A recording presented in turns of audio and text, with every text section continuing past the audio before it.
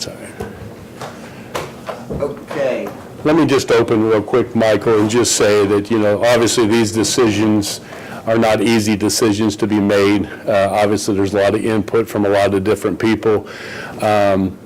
We were waiting as long as we could to make this decision, and it came this morning after talking to NC State and their officials and meeting with their officials down there about their emergency response teams of not having the game this Saturday. So obviously the release came out indicating that. I think first and foremost is the safety and welfare of our student athletes going into that type of situation and for their athletes, and more importantly of the citizens of North Carolina and what they're going to be facing here in the next 4 or 5 days was very important to be able to release hotel rooms that fans had, give the ability for those evacuating the coast areas to come inland. So gave more time and relief from that aspect, and that's why a decision was made early this afternoon. All indications from their weather people as the storm is intensifying. It's moving directly towards the coast of North Carolina. Things haven't changed in that matter. It's only intensifying, so that was the need to make the call today. And I'll open up for questions. So is there any chance this game will be made up this season? Really great. We didn't really get into a whole lot of options. Looking at our schedule, it's going to be very difficult. I will tell you, looking at our dates, October 20th, I will not be scheduling a game on our off week. Anybody that knows football knows I'm not going to play a game on Saturday, turn back around to play a game on Thursday night.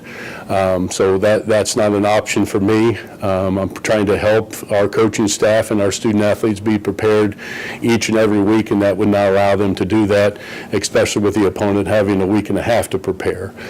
You're going to ask the question about December 3rd. December 3rd, I plan on being in Dallas. Could you play the next Saturday? The next Saturday, I think it becomes irrelevant. Bowl games are already chosen, everything. Why are you playing the game just to play it? Our resume, I think, as a institution, speaks for itself. With what we've already have. If we are fortunate enough to continue playing through the Big 12 championships and have a chance to win the Big 12 championship, so we would have 11 wins against Power 5 institutions and 1 game against an FCS institution. Anybody else in the talks of the college football playoff, I don't think they'll have even that type of resume without playing this game. Possible to have a return date in the future year? We didn't get into that. Obviously, we have a contract. The contract says that we would go there this year. Obviously, that's not going to happen, but they are scheduled to play here next year. Was there any discussion about the logistics of maybe flipping the home and home to move it here? Yeah, but that again, logistics. I mean, you're trying to sell 60,000 tickets. You don't have food for the concessions areas. You don't have the emergency response people on the books ready to go. It's a lot more difficult than it sounds logistically to make things happen that way. There was some schools that I had talked to that are in similar situations this week. I talked about similar type of situations where we'll play the game without fans. I'm not playing a game without fans. This was the option, and then trying to have it here just as logistically was, it just could not happen.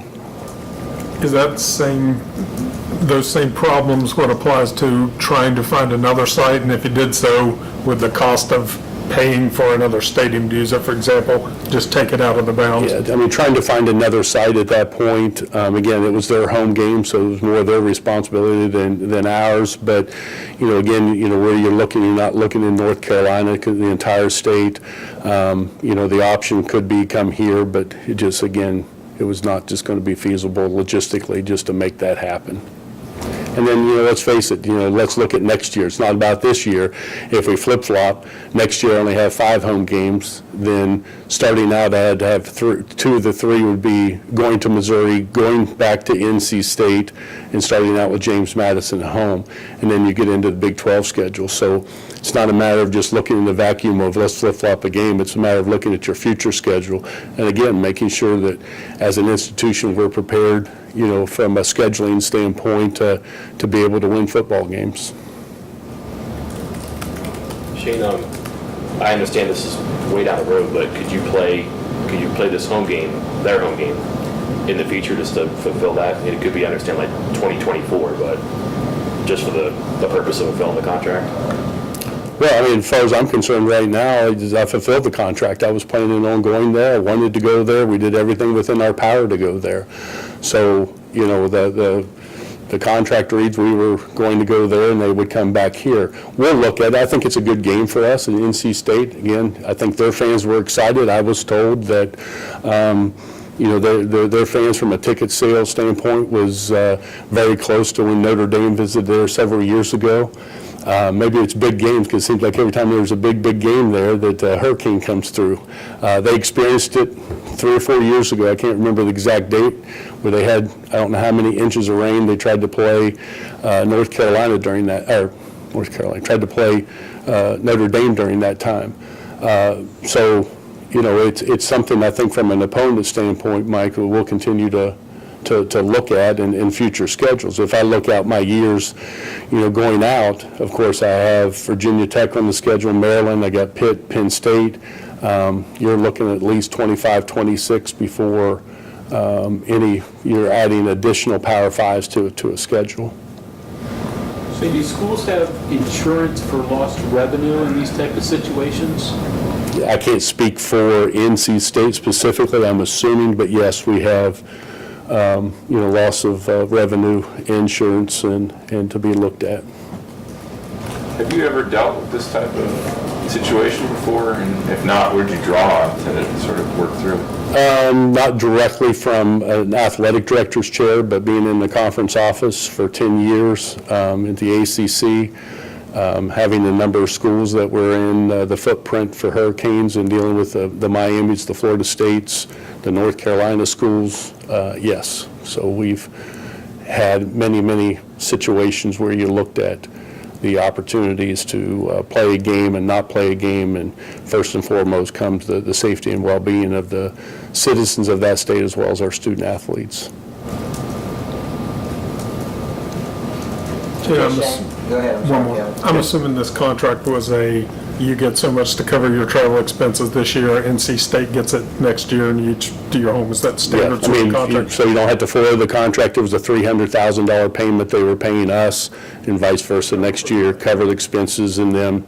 So we were getting $300,000 to go there. Next year when they come here, we give them $300,000. I know you can't speak for them, but is that part of the talks, the things that y'all try to work out?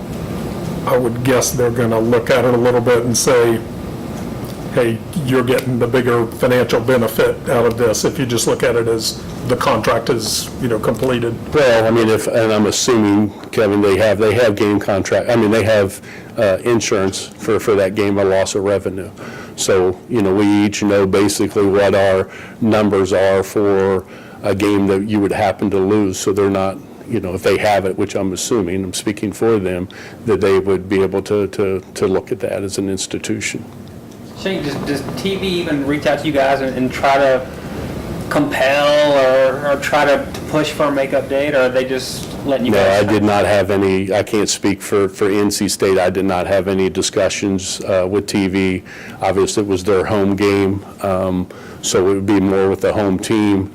And again, I know they had conference calls with the conference office because you had North Carolina and Central Florida playing in Chapel Hill, which that game is also not going to be played. I just read before coming over here that Boston College plays at Wake Forest on Thursday night. That's been moved to a 5:30 kick now to try to get ahead of the storm in Winston-Salem. And, I think there were some other games. You had Clemson playing at home. I'm not sure where, what that stands from weather. You still have Virginia Tech, I believe, is hosting Marshall. If you have Virginia playing at home.